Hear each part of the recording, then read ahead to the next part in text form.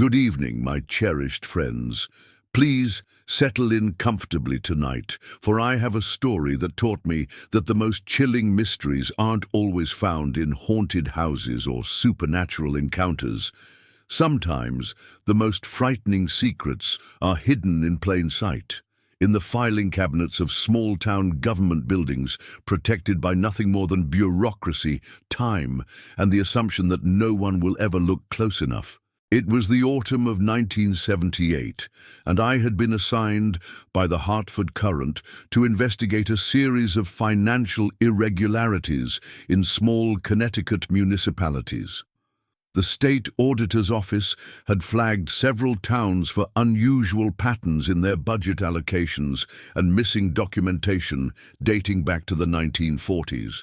It seemed like routine municipal corruption, the kind of dry administrative malfeasance that rarely makes headlines but costs taxpayers millions. My editor, Margaret Walsh, handed me a list of 12 towns to investigate. "Nothing glamorous, Edmund," she said, "but someone needs to follow the paper trail. Start with Millbrook. They've got the most discrepancies." Good evening, my cherished friends. Please settle in comfortably tonight, for I have a story that taught me that the most chilling mysteries aren't always found in haunted houses or supernatural encounters. Sometimes the most frightening secrets are hidden in plain sight, in the filing cabinets of small-town government buildings, protected by nothing more than bureaucracy, time, and the assumption that no one will ever look close enough. It was the autumn of 1978, and I had been assigned by the Hartford Courant to investigate a series of financial irregularities in small Connecticut municipalities. The state auditor's office had flagged several towns for unusual patterns in their budget allocations and missing documentation dating back to the 1940s. It seemed like routine municipal corruption, the kind of dry administrative malfeasance that rarely makes headlines but costs taxpayers millions. My editor, Margaret Walsh, handed me a list of 12 towns to investigate. "Nothing glamorous, Edmund," she said, "but someone needs to follow the paper trail. Start with Millbrook. They've got the most discrepancies." The next morning, I presented myself at the town hall and met Harold Pembridge, the town clerk. He was exactly what you'd expect from a small-town bureaucrat, thin, precise, with wire-rimmed glasses, and the demeanor of a man who had never met a regulation he didn't love. His office was a shrine to organizational efficiency, with filing cabinets labeled in his meticulous handwriting and ledgers arranged by date going back decades. "I understand you're here about the financial audit," Pembridge said, adjusting his glasses. "I've prepared all the relevant documents from the period in question. You'll find everything in perfect order." He led me to a small conference room where he had arranged several boxes of documents, budget reports, expenditure records, municipal meeting minutes, and correspondence. At first glance, everything seemed remarkably well organized. Too well organized, perhaps. I spent the morning reviewing the financial records from the 1940s and 1950s. The discrepancies the state had flagged were subtle but consistent. Large expenditures for municipal improvements and infrastructure development that seemed disproportionate for a town of Millbrook's size. Payments to contractors and suppliers that I couldn't cross-reference with any actual completed projects. But what struck me most was what wasn't there. For such a meticulously organized archive, there were curious gaps. Meeting minutes from several months in 1947 were missing entirely. Correspondence files had breaks in the chronological sequence, and most puzzling, there were virtually no records relating to a major federal highway project that had passed through Millbrook in 1947-1948. I had researched enough municipal corruption to know that missing records usually meant someone had something to hide. But the gaps were so precisely targeted, so surgical in their scope, that it suggested a level of coordination that went beyond simple embezzlement. When I asked Pembridge about the missing documents, he became noticeably uncomfortable. "There was a small fire in the records room in 1963, he explained. "Some older documents were damaged. We salvaged what we could, No, but these gaps are very specific, I pointed out, and they seem to cluster around certain periods and certain types of records. Pembridge's jaw tightened almost imperceptibly. Mr. Thornfield, I can only provide you with the documents that exist. If you have concerns about the completeness of our records, you're welcome to file a formal inquiry with the state. It was then that I noticed something interesting. As Pembridge spoke, his eyes kept drifting to a particular filing cabinet in the corner of his office, one that bore no labels and seemed older than the others. When I asked about it, he claimed it contained only inactive personnel files that wouldn't be relevant to my research, but I've learned over the years that the things people are most reluctant to show you are usually the things most worth seeing. I decided to approach the mystery from a different angle. If the official records were incomplete, perhaps local newspapers and personal accounts might fill in the gaps. The Millbrook Public Library had archives dating back to the town's founding, including complete runs of the local newspaper, the Millbrook Gazette. The librarian, Mrs. Dorothy Sinclair, was a treasure trove of local knowledge. She had lived in Millbrook for over 50 years and remembered the 1940s clearly. When I asked about the federal highway project, her demeanor changed noticeably. "Oh yes, that was quite a disruption," she said quietly. "Brought a lot of outsiders to town. Construction workers, federal inspectors, people from Hartford. The townspeople weren't used to that kind of attention. What can you tell me about the project itself?" Mrs. Sinclair glanced around the empty library before leaning closer. "It was supposed to be a major improvement, a new highway that would bring commerce and prosperity to the area, but there were complications." "What kind of complications?" "Well, there was the matter of the land acquisition. Some of the routes proposed would have required taking private property. There was considerable opposition from certain families, the Ashfords, the Weatherbys, the Cranstons, old families with deep roots and significant holdings." She paused, seeming to weigh her words carefully. "And then there were the accidents." "Accidents?" "During the construction phase, several workers died. Cave-ins, equipment failures, that sort of thing. More than you'd expect for a project of that size. The federal investigators came through, but their report was never made public. Shortly after that, the project was redirected. I spent the rest of the day going through newspaper archives, and what I found was deeply troubling. The Millbrook Gazette from 1947-1948 told a story of mounting tension and tragedy. The highway project had indeed brought federal money and outside workers to the area, but it had also brought conflict. The first accident occurred in March 1947, a cave-in that killed 2 construction workers. The newspaper reported it as a tragic but unavoidable industrial accident. But reading between the lines, there were hints of negligence, mentions of inadequate safety protocols, and concerns raised by workers that had been dismissed by supervisors. The second accident, in June 1947, was even worse. An equipment failure caused a crane to collapse, killing 3 workers and injuring 5 others.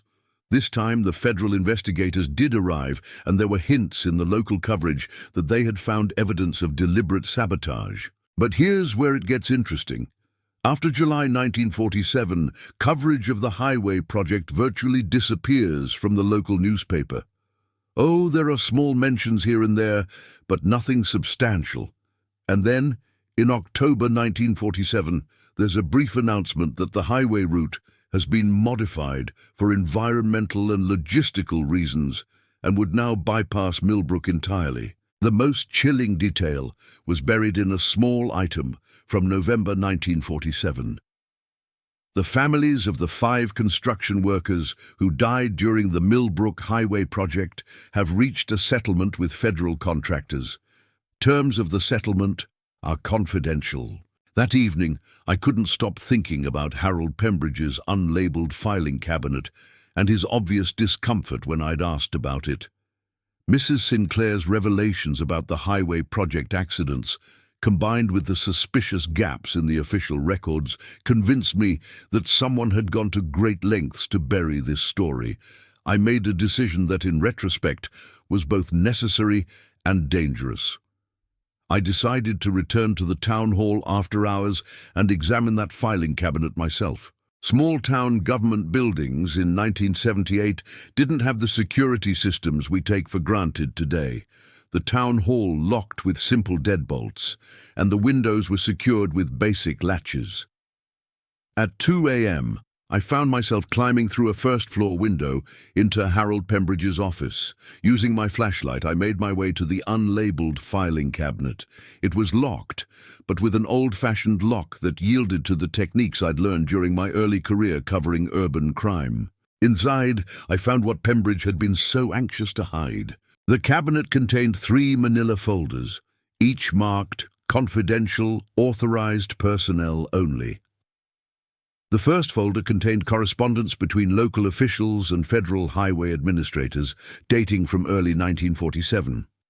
The second contained investigative reports from federal safety inspectors. The third contained something that made my blood run cold: photographs. The correspondence revealed a pattern of deliberate negligence and corruption that went to the very heart of Millbrook's power structure. The Ashford, Weatherby, and Cranston families, the same families Mrs. Sinclair had mentioned as opposing the highway project, had systematically bribed federal contractors to use substandard materials and ignore safety protocols. Their goal wasn't just to save money on construction costs. They wanted the project to fail catastrophically enough that the federal government would abandon the route entirely, preserving their property values and maintaining their control over local development. The federal inspector's reports were damning. Inspector Robert Chen, no relation to the photographer from my previous story, had documented evidence of deliberately weakened support structures, safety equipment that had been tampered with, and warning signs that had been ignored or suppressed by supervisors who were on the local family's payroll. But the photographs were the most horrifying discovery. They showed the accident scenes in graphic detail: the collapsed crane, the cave-in sites, the bodies of the workers who had died. But more than that, they showed evidence that these weren't accidents at all. Support beams that had been deliberately cut, safety cables that had been partially severed, equipment that had been sabotaged. 5 men had died not because of industrial accidents, but because they were murdered by people who valued their property rights more than human life. The final document in the folder was a handwritten agreement, signed by representatives of the 3 families and several federal officials. In exchange for a substantial payment to the families of the deceased workers and a guarantee that the highway project would be rerouted, all evidence of the sabotage would be sealed and the investigation would be closed without criminal charges. It was a conspiracy that reached from the town hall of Millbrook to the Federal Department of Transportation, all designed to cover up 5 murders and protect the wealth and status of a few powerful families. I photographed every document in that cabinet, using a small camera I had brought for just such a purpose. But as I was finishing, I heard footsteps in the hallway outside. Someone else was in the building. I quickly returned the documents to the cabinet and made my way toward the window I had used to enter. But before I could escape, the office lights came on, and I found myself face to face with Harold Pembridge and 2 other men I didn't recognize. "Mr. Thornfield," Pembridge said, his voice deadly calm. "I thought we might find you here." One of the other men stepped forward, a tall, well-dressed individual in his 60s, with the bearing of someone accustomed to authority. "I'm Judge William Ashford," he said. "I think we need to have a conversation." The third man remained silent, but his presence was clearly meant to be intimidating. I later learned he was Sheriff Daniel Cranston, part of the same family that had orchestrated the highway sabotage 30 years earlier. "You've stumbled onto something that was settled long ago," Judge Ashford continued, something that, if misunderstood or taken out of context, could cause a great deal of unnecessary pain to many innocent people. Innocent people, I replied. 5 construction workers are dead because your families couldn't bear the thought of a highway running through your property. Ashford's expression didn't change. Those were tragic accidents that occurred during a dangerous construction project. The families involved were compensated appropriately, and the matter was closed by federal authorities. After you bribed them to cover up the evidence of sabotage. That's a very serious accusation, Mr. Thornfield. One that I hope you're prepared to substantiate with more than speculation and trespassing. Sheriff Cranston finally spoke. This is a small town, Mr. Thornfield. People here value privacy and stability. Sometimes it's better to let sleeping dogs lie. The message was clear. Publish this story and face the consequences. But I had been threatened before, and I had learned that the best defense against intimidation is exposure. I returned to my hotel room that night, knowing that I was sitting on one of the biggest stories of my career, but also knowing that these people would do everything in their power to stop me from publishing it. The next morning, I began the delicate process of verification and corroboration. I contacted the families of the workers who had died in 1947. 3 of the 5 families had left the area entirely in the years following the accidents. But I was able to reach 2 surviving family members, Margaret Chen, the widow of Inspector Robert Chen, who had died in a suspicious car accident 6 months after filing his final report, and James Murphy, whose father Patrick had been one of the workers killed in the crane collapse. Both were initially reluctant to speak with me, but when I described what I had found in the town hall files, their reluctance turned to anger and grief that had been suppressed for 30 years. We knew it wasn't an accident, Margaret Chen told me over the phone from her home in Boston. Robert came home from Millbrook talking about how the safety violations were too systematic to be coincidental. He said someone was deliberately creating dangerous conditions. 3 days after he submitted his final report, his car went off the road on Route 9. State police said he fell asleep at the wheel, but Robert never fell asleep driving. Never. James Murphy's account was even more damning. My father wrote letters to my mother describing how the local supervisors would tell the workers to ignore safety protocols, how they were pressured to work faster and cut corners. He said the equipment was being maintained improperly and that several workers had complained about tampering. The day he died, he was planning to contact federal authorities directly. I spent the next week tracking down additional sources. I found former construction workers who had been on the project, federal employees who remembered the investigation, and local residents who had witnessed the aftermath of the accidents. The picture that emerged was of a conspiracy that went far deeper than simple property protection. The Ashford, Weatherby, and Cranston families hadn't just wanted to preserve their land, they had wanted to maintain their control over Millbrook's economic development. The federal highway project represented outside influence and potential competition for their business interests. By sabotaging the construction and ensuring that workers died, they had created a tragedy so severe that federal authorities were willing to abandon the project entirely, rather than risk further loss of life and negative publicity. But the cost wasn't just measured in the 5 lives lost. The failure of the highway project had stunted Millbrook's economic development for decades. Businesses had failed, young people had left for opportunities elsewhere, and the town had stagnated, all to preserve the power and privilege of 3 families. I also discovered that the cover-up had required ongoing maintenance. Over the years, anyone who had gotten too close to the truth had faced various forms of intimidation or had been bought off. Mrs. Sinclair at the library had been pressured to remove certain newspaper issues from the archives. A state auditor who had asked too many questions in the 1960s had been transferred to a different department. A local historian who had been researching the highway project in the early 1970s had been offered a lucrative job in another state. an offer that came with the understanding that his research would remain unpublished. The three families had spent 30 years and considerable resources maintaining their secret, but they had made one crucial mistake. They had kept the evidence, perhaps as insurance against each other, perhaps out of bureaucratic habit, but Harold Pembridge's hidden files contained everything needed to expose the full scope of their crime. I returned to Hartford with enough evidence to write a story that would expose one of the most callous conspiracies in Connecticut history. My editor, Margaret Walsh, initially balked at the implications. "Edmund, you're accusing some very prominent families of murder and federal officials of accepting bribes to cover it up. The legal ramifications alone." "That's exactly why this story needs to be told," I replied.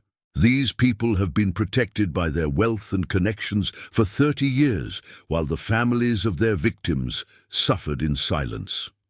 The legal department at the Hartford Courant spent 2 weeks reviewing my evidence and interviewing my sources. Finally, they gave us the green light to proceed. On November 15, 1978, we published Death by Design: How a Connecticut Town Murdered for Property Rights as a front-page exposé. The reaction was immediate and explosive. Within hours of the newspaper hitting stands, federal authorities announced they were reopening the investigation into the 1947 highway project deaths. The Connecticut State Attorney General's office launched a criminal probe into the cover-up, and the families involved found themselves under scrutiny they had avoided for 3 decades. Judge William Ashford retired from the bench within a week, citing health concerns. Sheriff Daniel Cranston was suspended pending the outcome of the investigation. Harold Pembridge was arrested for obstruction of justice and tampering with government records. But the most satisfying result was the impact on the families of the victims. The federal reopening of the case meant that the confidential settlements from 1947 were voided. The families were entitled to pursue wrongful death lawsuits with the full weight of the evidence behind them. Margaret Chen, Robert Chen's widow, used her settlement to establish a foundation for construction worker safety. James Murphy was able to ensure his father's name was cleared and that Patrick Murphy was remembered as a man who died trying to protect his fellow workers. The 3 families that had orchestrated the conspiracy saw their reputations destroyed and their political influence evaporate. More importantly, the federal investigation revealed that their actions had constituted conspiracy to commit murder under federal jurisdiction. Several family members, including some who had been children at the time of the original crimes, faced criminal charges for their roles in maintaining the cover-up over the decades. The Millbrook conspiracy taught me that the most dangerous criminals are often those who believe their wealth and status place them above the law. For 30 years, 3 families had lived comfortable lives while the families of their victims struggled with grief and unanswered questions. What struck me most about this story was how many people had known the truth, or at least suspected it, but had remained silent. Fear, intimidation, and the assumption that nothing could be done had allowed a monstrous injustice to persist for decades. The investigation resulted in several convictions, though many of the original perpetrators had died by the time the case was reopened. Harold Pembridge served 2 years in federal prison for obstruction of justice. 3 family members received sentences for conspiracy and tampering with evidence. But perhaps the most important outcome was the impact on Millbrook itself. The exposure of the conspiracy broke the stranglehold that the old families had held over the town's development. New businesses moved in, young families returned, and the economic stagnation that had plagued the town for decades began to lift. Mrs. Eleanor Hartwell, the innkeeper who had first introduced me to Harold Pembridge, told me years later that the town felt like it could breathe again. "It was like a weight had been lifted," she said. "People didn't realize how much that old secret had been poisoning everything. I learned from Millbrook that investigative journalism isn't just about exposing corruption. It's about giving voice to those who have been silenced and ensuring that the powerful cannot escape justice simply by outlasting public memory. The families of Patrick Murphy, Robert Chen, and the other 3 workers who died in 1947 finally had the truth they had been denied for 30 years. And Millbrook, Connecticut, finally had the chance to move forward from its darkest chapter. Sometimes, my friends, the most important stories are the ones that powerful people have worked hardest to bury. It's the responsibility of journalists and citizens to ensure that no secret stays hidden when justice demands it be revealed.